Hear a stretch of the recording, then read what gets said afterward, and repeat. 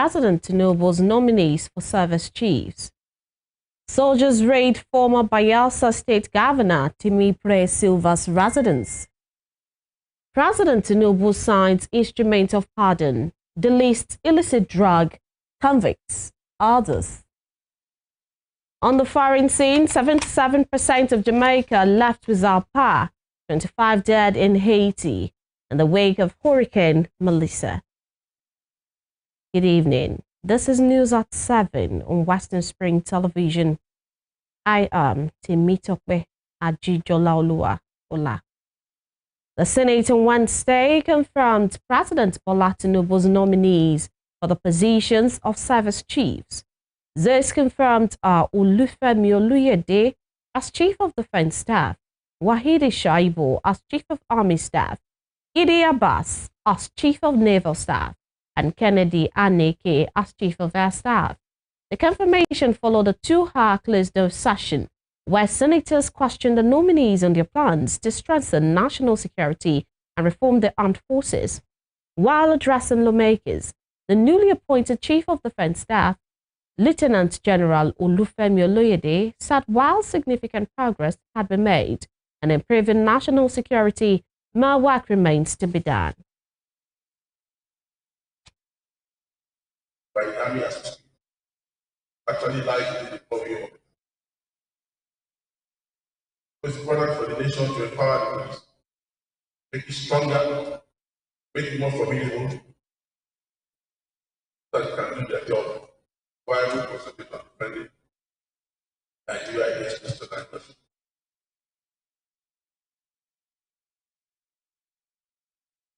So when you aggregate all these points down, then I can tell you that my general achievement is quite challenging.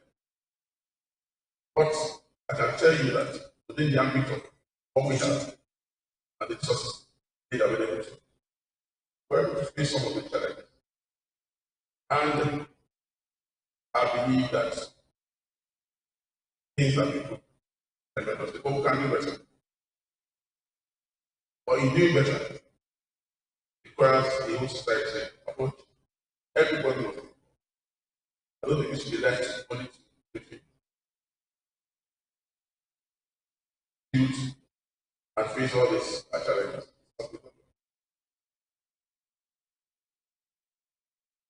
But for all actually on them, make Nigeria safe. That's my motto.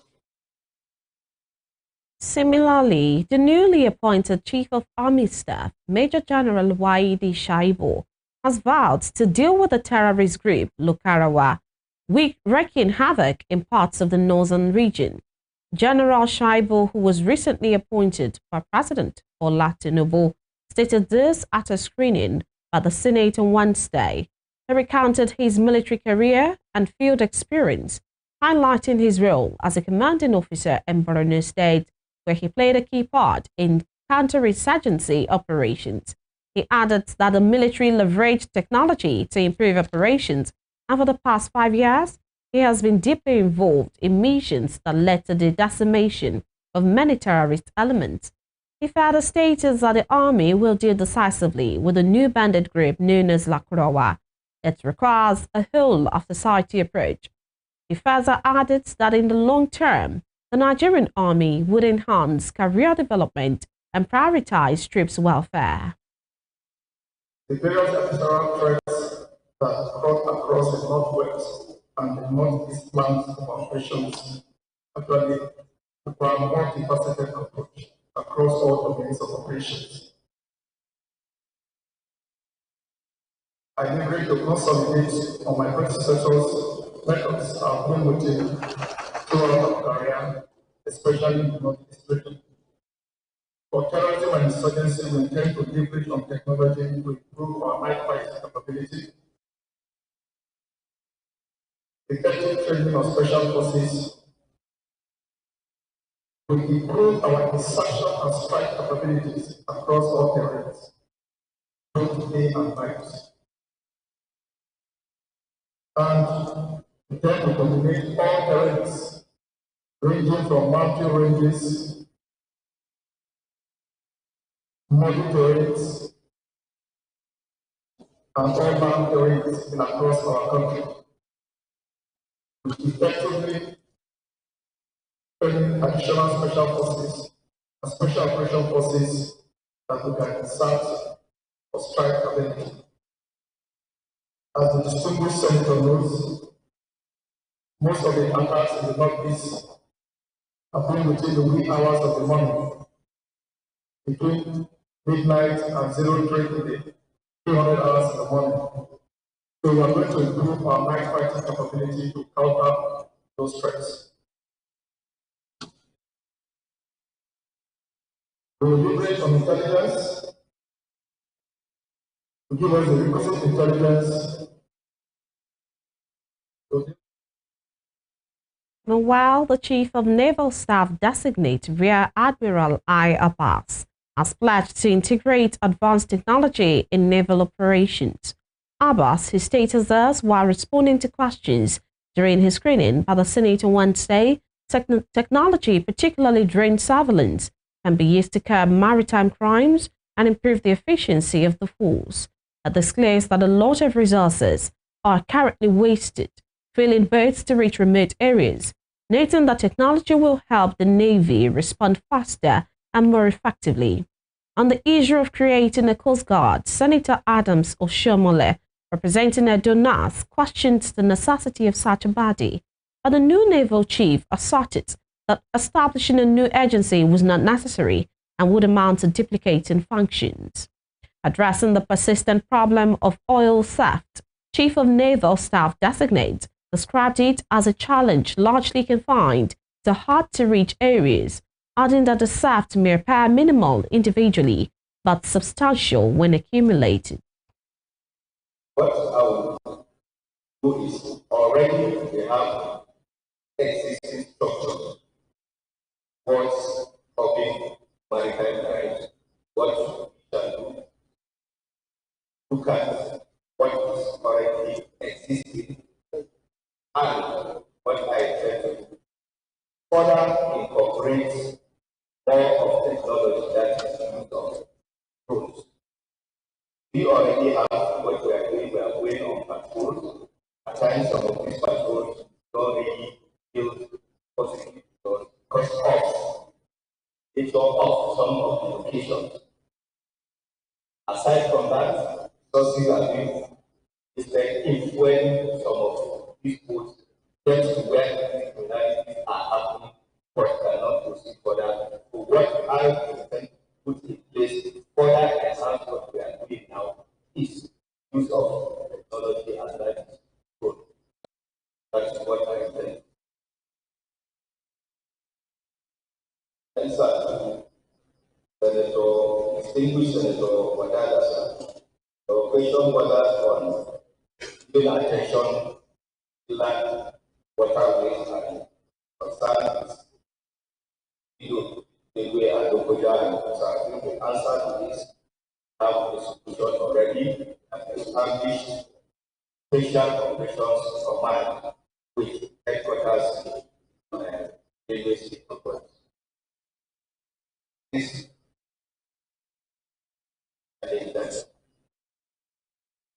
Soldiers from the Nigerian Army have reportedly raided the Abuja residence of former Bayelsa State Governor Temipre Silva over an alleged link to a coup plot currently under investigation by the Defense Intelligence Agency, DIA. According to multiple security sources, the operation was carried out by a special military team in the early hours of Tuesday at Silva's residence in Maitama. It was gathered that the raid followed intelligence reports linking the former Minister of State for Petroleum Resources to a series of secret meetings allegedly held with some of the detained military officers accused of plotting to overthrow the government. A top security source familiar with the development disclosed that the operation also extended to Silva's Bayelsa home, where his brother, identified as one Paga, was arrested. The raid came amid mounting concerns within the Nigerian Armed Forces following revelations that at least 16 senior military officers from the Army, Navy, and Air Force had been detained by the DIA in connection with the alleged coup plot.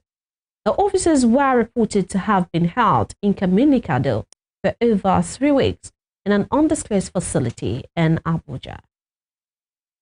In another development, President Bola Tinubu has signed the instrument of clemency and pardon. The president executed the relevant instruments of release to complete the process of formally exercising his constitutional power of prerogative of mercy to grant pardon and clemency to individuals convicted for various offences. This was contained in a statement by his Special Advisor on Information and Strategy, Bayo Ononuga, on Wednesday. According to the statement, following consultations with the Council of State and public opinion on the matter, President Tinubu directed a further review of the initially approved list for consideration in furtherance of the President's discretionary powers under Section 175, subsection 1 and 2 of the 1999 Constitution as amended. It reveals that following the review, certain persons convicted of serious crimes such as kidnapping, drug-related offences, human trafficking, fraud, unlawful possession of firearms, dealing, others were deleted from the list. The statement further reveals that others who had been hitherto pardoned in the old list had their sentences commuted. While the name of Miriam Sanda, sentenced to death in 2020 for the culpable homicide of her husband, Biliamino Bello, has been removed from the pardon list by President Bola Tinubu. This was contained in a statement by the Special Advisor to President Bola Tinubu on Information and Strategy, Bayo Ononuga, on Wednesday. Ononuga noted that President Tinubu was exercising his constitutional powers of prerogative of mercy, as captured under Section 175 of the 1999 Constitution as amended. According to the statement, Tinubu ordered the removal of individuals convicted of severe crimes, including kidnapping, drug offences, human trafficking, fraud, and illegal firearms possession or trafficking from the list. Moving on, stakeholders have continued to advocate for the need of practical skills which can provide people with more flexibility in the labour market. In a bid to provide career advantage to students, the Institute of Chartered Accountants of Nigeria moved to collaborate with RAVE 91.7 FM and Western Spring Television. Isaac Aloba has the report. Every minute wasted today becomes tomorrow's regret. This expression underscores the value of timely action and productivity, principle of the Institute of the Chartered Accountants of Nigeria, ICANN, emphasized during a courtesy visit to the management of RAVE 91.7 FM and Western Spring Television in Oshogbo. The visit served as a strategic engagement aimed at establishing a partnership with a media organization to create awareness among secondary school students about international certification opportunities in accounting. Speaking during the visit, the chairperson of the Oshogbo district of ICANN, Mrs. Oluwatoyin Obalade, highlighted the critical role of the media shaping public perception, while explaining that the initiative seeks to give students an early career advantage by exposing them to professional accounting qualifications through the use of radio. Here today to strengthen our relationship with your esteemed RAVE 91.7 FM, situated at Mbedimo, and to seek collaboration in advancing our advocacy for ICANN on here.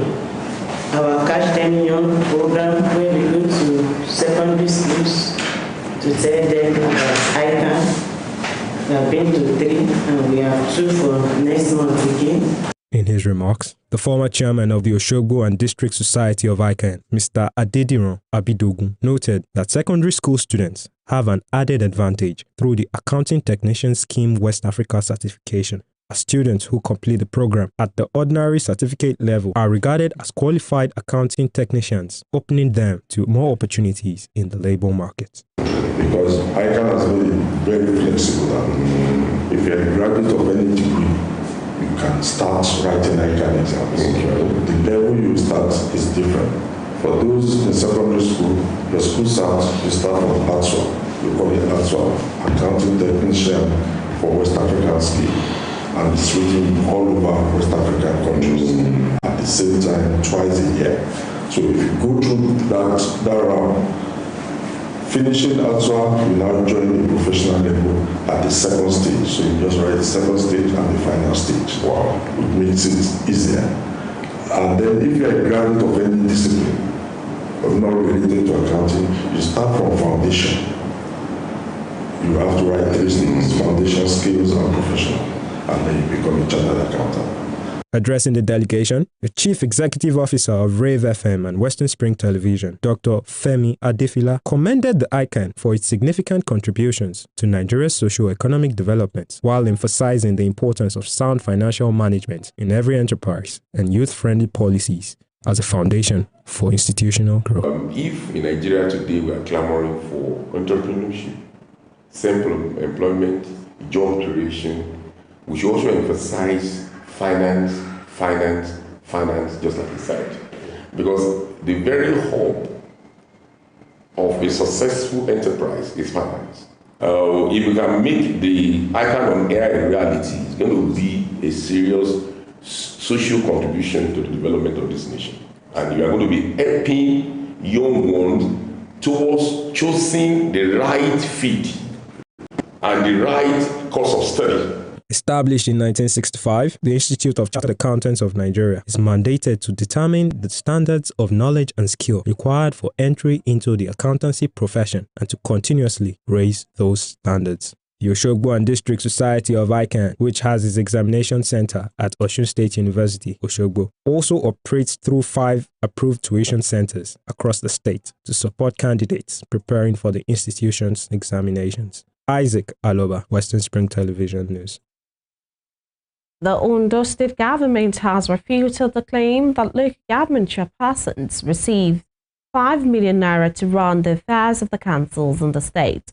The Commissioner for Information, Idowu Ajanoku, stated this in a news chart this morning while reacting to an allegation that some councils do not receive their statutory allocations. It says there was no evidence that the state government tampered with council funds. It also explains that the discrepancy in the funding of local governments could be addressed if the councils did not operate joint accounts with the state government. He, however, said the state government welcomes the idea of a probe of the council's accounts by the Economic and Financial Crimes Commission, EFCC, and the Independent Corrupt Practices and Other Related Offences Commission, ICPC.